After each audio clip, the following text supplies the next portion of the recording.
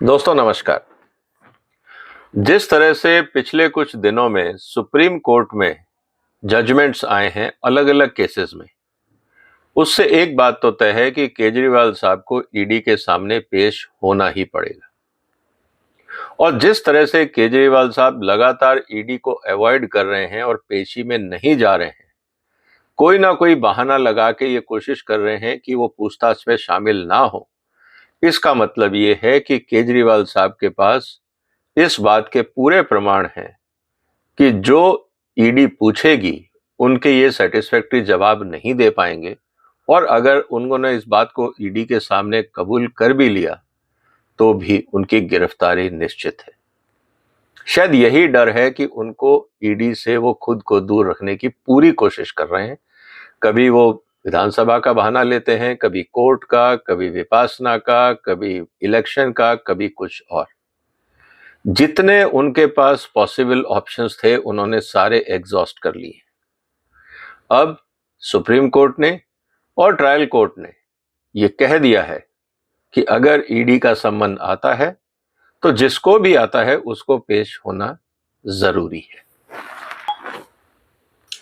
दोस्तों, अगर इस बात को भी हम माने कि अगर कोई भी एक्यूज, ईडी की बात छोड़ दीजिए, अगर कोई भी एक्यूज्ड इकोनॉमिक ऑफेंस के मामले में अगर अरेस्ट होता है तो उसको बेल मिलने की संभावनाएं कम होती हैं, लेकिन बेल मिल सकती है। सवाल इस बात का है कि क्या केजरीवाल साहब को अरेस्ट होने के बाद बेल मिल जाएगी? आज हम इसकी चर्चा करेंगे। मेरा निवेदन है आपसे कि आप इस वीडियो को शेयर करें, इस चैनल को सब्सक्राइब कर लें, क्योंकि आज दो मुद्दे मैं आपके साथ डिस्कस करने वाला हूं कि अगर किसी ने भी इकोनॉमिक ऑफेंस किया है और उसको नॉर्मल प्रोसेस के तहत, जो हम क्रिमिनल प्रोसीजर कोड है भारत का, उसके तहत अगर अरेस्ट किया जाता है और वो बेल के लिए अप्लाई करता है तो कोर्ट उसको बेल देगा, तो किन कंडीशंस पे देगा।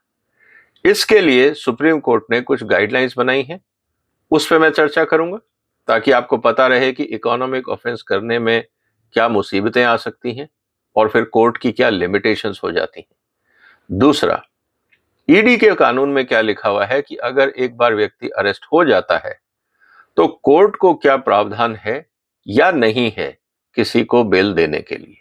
तो दोनों की चर्चा होगी। उम्मीद है आपने वीडियो शेयर कर लिया होगा और चैनल भी सब्सक्राइब कर लिया होगा।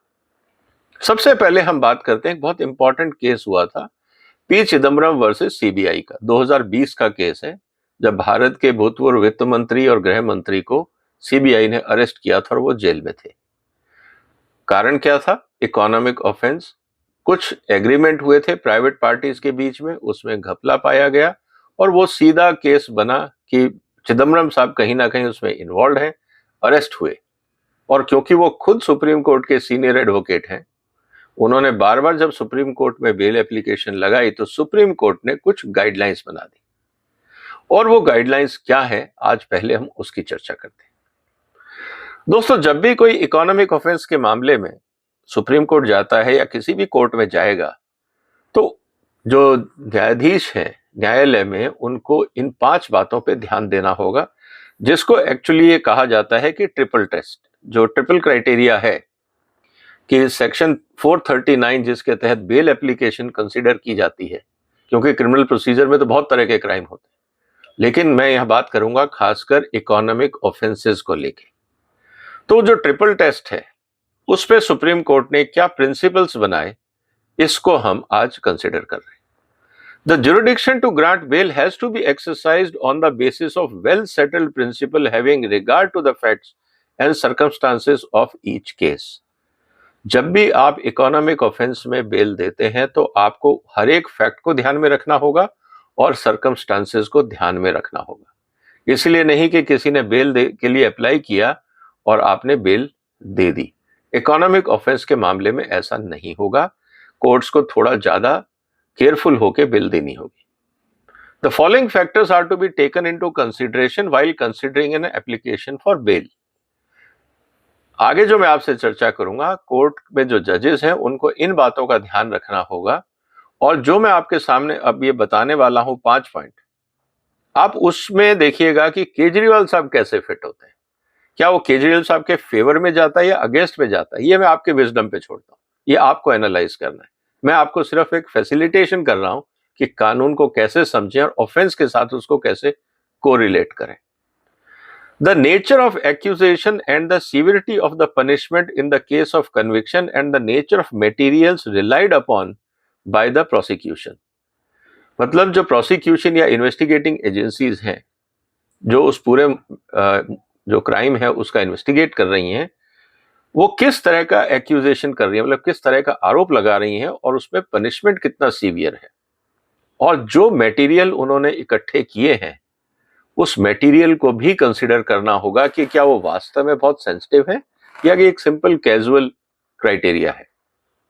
इसका मतलब पूरे मुद्दे की गंभीरता को समझना होगा। सिर्फ ये नहीं कहा जा सकता कि वो चीफ मिनिस्टर हैं और कट्टर ईमानदार हैं इसलिए बेल दे दो, ऐसा नहीं होगा। जो भी जज बेल देगा उसको इन बातों पे ध्यान रखना होगा। ये सीआरपीसी की बात है, ईडी की नहीं है, ईडी की चर्चा मैं अलग से करूंगा। Reasonable apprehension of tampering with the witnesses और apprehension of threat of a complainant और द विटनेसेस। क्या इस व्यक्ति को अगर बेल दे दें तो ये जाके अपने विटनेसेस के साथ छेड़खानी करेगा? क्या ये एविडेंस के साथ टेम्परिंग करेगा? आपको क्या लगता है दोस्तों, अगर केजरीवाल को बेल मिल जाती है तो वो करेंगे?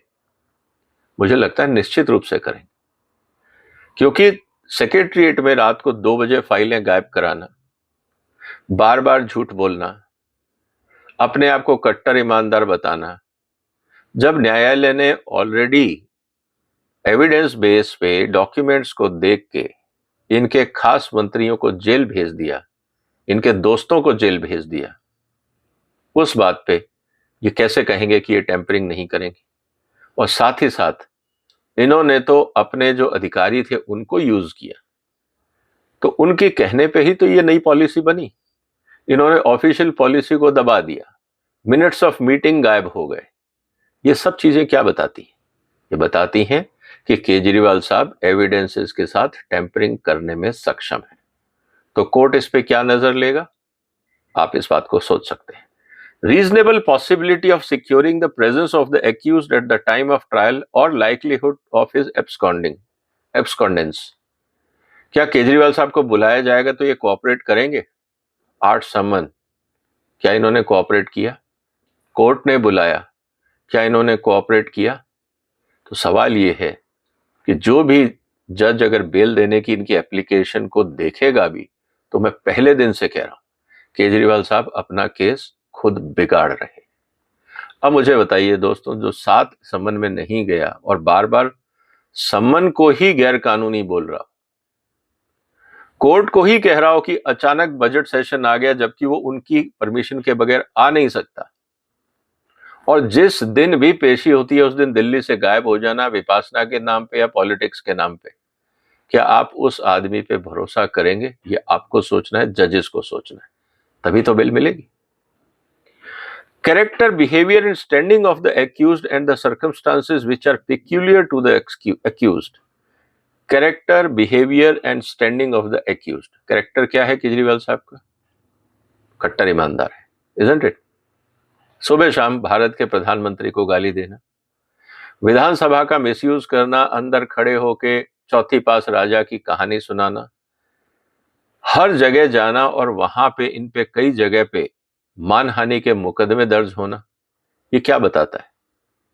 कि ये आदमी हर फोरम का मिसयूज करता है, हर सिचुएशन का मिसयूज करता है, भाषा पे संयम नहीं है और मनगढ़ंत कहानियां, और फिर एलजी को ये कहना कि वो मेरे काम में रोक रहे हैं, जबकि एलजी ने इन राइटिंग ये कहा है कि मेरे पास तो कोई फाइल ही आई नहीं, तो मैं रोकूंगा कैसे?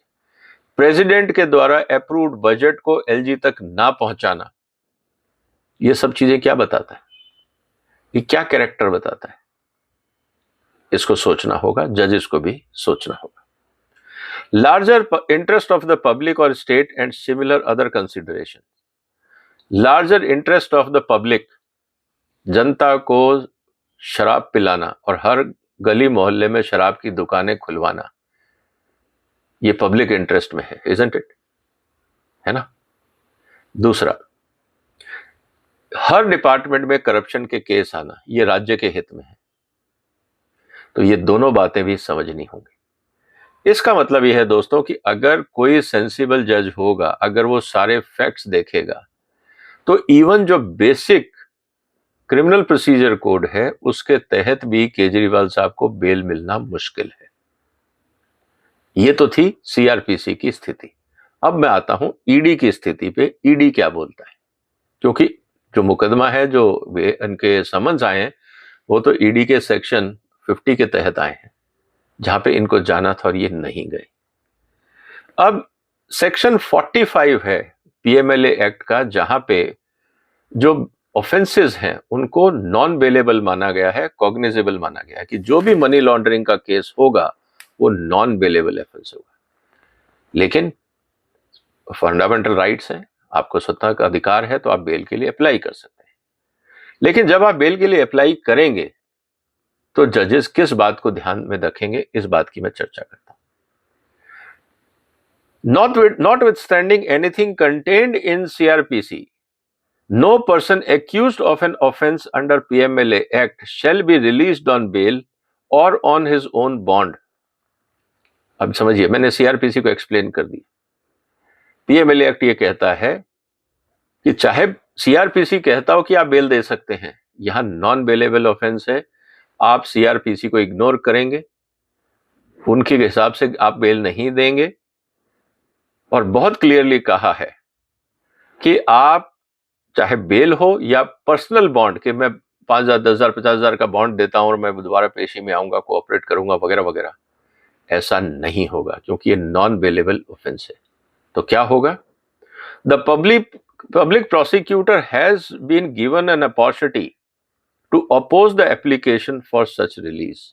इसका मतलब ईडी या भारत सरकार के जो वकील होंगे, जो इस केस में इन्वेस्टिगेटिंग एजेंसीज काम कर रही हैं, उनके आधार पे जो पब्लिक प्रोसिक्यूटर है, जो ईडी के वकील हैं, अगर आप उनको आपको पूरा मौका देना पड़ेगा अपनी बात रखने का। आप बगैर उनको सुने नहीं कह सकते। और अगर मान लीजिए पब्लिक प्रोसिक्यूटर ने ये बोल दिया कि नहीं, आप केजरीवाल को बेल नहीं देंगे, तो कोर्ट बेल नहीं देगा। ये रिवर्स है। आपने सुना होगा कि bail is a right, jail is a option. मतलब आपको बेल आपका अधिकार हो जाता है, क्योंकि आप स्वतंत्र नागरिक हैं, आपको जेल में क्यों भेजा जाएगा। हाँ, लेकिन क्राइम अगर आपने ऐसा कर दिया है कि आपको बाहर रखना समाज के लिए खतरा है, तो आपको जेल होनी चाहिए। ईडी के कानून में ये रिवर्स है। अगर आपने मनी लॉन्ड्रिंग किया है तो आपको जेल होगी ही। बेल देना है या नहीं देना है, ये ईडी डिसाइड करेगी। ये बात आपको समझनी होगी। Where the public prosecutor opposes the application, the court is satisfied that there are reasonable grounds for believing that he is not guilty of an offence and that he is not likely to commit any offence while on bail.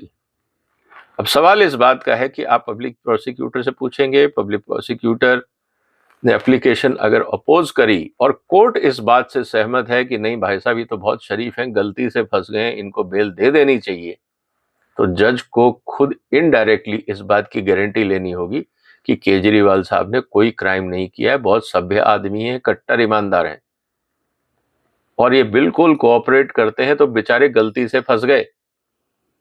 अगर ये सोच है तो शायद जज risk लेगा ये कह के कि केजरीवाल साहब को बेल दे देनी चाहिए। हाँ, अगर केजरीवाल साहब की उम्र 16 साल से कम है या महिला है तो कंसिडरेशन हो सकता है। और अगर जो क्राइम है वो 1 करोड़ से कम हो, छोटी अमाउंट हो, कि गलती से 150 रुपए का घपला हो गया, अब केजरीवाल साहब 150 रुपए के लिए जेल क्यों जाएंगे? तो इस हालात में जो जजेस हैं वो केजरीवाल को बेल दे सकते हैं। If the special court so directs, provided further the special court shall not take cognizance of any offence punishable under section 4 except upon the complaint in writing made by the director or any officer authorized by the government. सवाल अब इस बात का है कि bell तो तभी मिलेगी, आप माइनर हैं, महिला हैं, छोटा अमाउंट है, तो आपको बेल मिल सकती है। तो कुल मिला के स्थिति है दोस्तों, जो एविडेंस है, जो डॉक्यूमेंट है, क्योंकि इस पे ऑलरेडी सुप्रीम कोर्ट ने ये कह दिया है कि 338 करोड़ का घपला दिखता है, तो 1 करोड़ की लिमिट खत्म हो गई। केजरीवाल साहब महिला नहीं है, ये क्राइटेरिया भी नहीं है, वो बच्चे भी नहीं हैं, क्योंकि नहीं तो वो पॉलिटिक्स में नहीं आते, वो इस समय सीएम नहीं होते। तो कुल मिला के उनके लिए कोई एग्जिट रूट नहीं दिख रहा है। इसका मतलब ये है कि केजरीवाल साहब अगर आज ईडी के सामने जब भी उनको जाने का मन होगा, मैं मन इसलिए बोल रहा हूं क्योंकि वो बुलाने से तो जा नहीं रहे, वो तो कहेंगे कि देश मेरे हिसाब से चलेगा। तो जब उनका ईडी के पास जाने का मन होगा कि अब मुझे सरकारी चाय पीनी है और सरकारी मेहमान बनना है, उस दिन हमें देखना होगा कि क्या ईडी केजरीवाल को अरेस्ट करती है या नहीं, और अगर एक बार अरेस्ट हो जाते हैं तो क्या बेल के ऊपर सुप्रीम कोर्ट या हाई कोर्ट या ट्रायल कोर्ट उनकी बेल एप्लीकेशन कंसिडर करते हैं या नहीं। किन बातों का ध्यान रखा जाएगा, क्या बातें होंगी, वो मैंने आपसे चर्चा करी। उम्मीद है आपको ये वीडियो पसंद आया होगा। आप इस वीडियो को शेयर करिए। फिर मुलाकात होगी एक और महत्वपूर्ण मुद्दे के साथ। इस चैनल को भी आप सब्सक्राइब कर लीजिए अगर अभी तक नहीं किया है। अपना ध्यान रखिएगा। फिलहाल वंदे मातरम।